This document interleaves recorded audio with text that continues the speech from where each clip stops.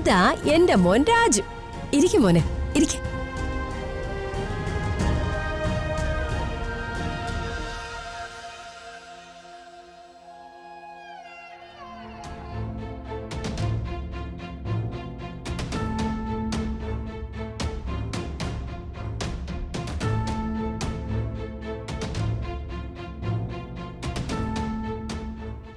Mister രാജുവിനെ കുറിച്ച് ഞാൻ ഒത്തിരി കേട്ടിട്ടുണ്ട്.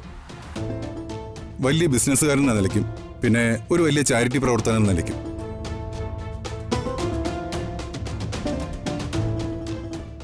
സാധാരണ സമ്പാദിക്കുന്നതിൽ പലരും ഇങ്ങനെ ദാനശീലമുള്ളവരല്ല. പക്ഷേ രാജു എന്ന ബിസിനസ്സുകാരൻ മറിച്ചാണെന്നറിഞ്ഞതിൽ വളരെ സന്തോഷമുണ്ട്.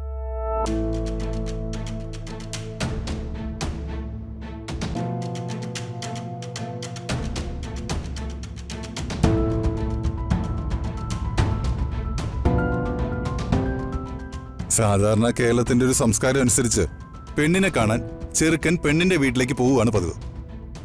ഇവിടെ ചെറുക്കനെ കാണാൻ പെണ്ണുമായിട്ട് ഞങ്ങൾ ഇങ്ങോട്ട് വന്നിരിക്കുക.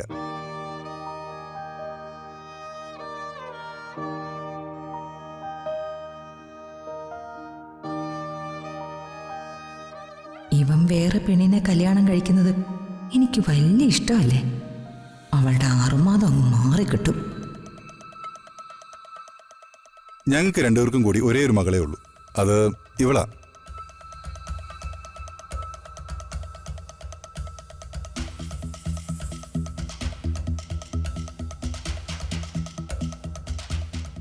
M.Com കഴിഞ്ഞ് നിൽക്കുക.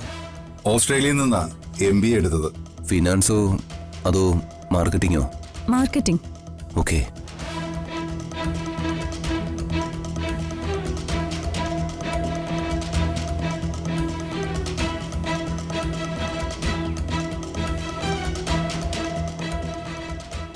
ഈ വീട് വാങ്ങിയ ആളെ കണ്ട് ഒരു നന്ദി പറയണം. ഔട്ട് ഹൗസിൽ താമസിക്കാൻ അവസരം തന്നവന്. ഞങ്ങളുടെ എല്ലാവിധ സ്വത്തുക്കളും ഇവൾക്കുള്ളതാ. എന്റെയും സുമംഗലയുടെയും. കല്യാണം നടക്കുന്നവരോട് തന്നെ അത് ഇവളുടെ പേരിലേക്ക് മാറ്റി എഴുതുകയും ചെയ്യും.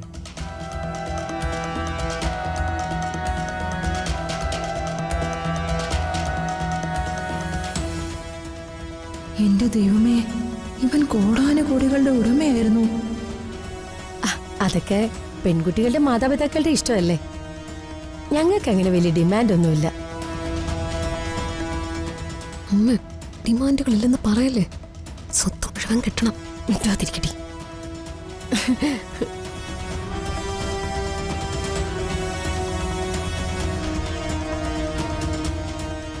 നിങ്ങൾക്ക് പ്രത്യേകിച്ച് എന്തെങ്കിലും പറയാനുണ്ടെങ്കിൽ പറയാം. ഞങ്ങളിപ്പോ പ്രത്യേകിച്ച് എന്ത് പറയാനാ?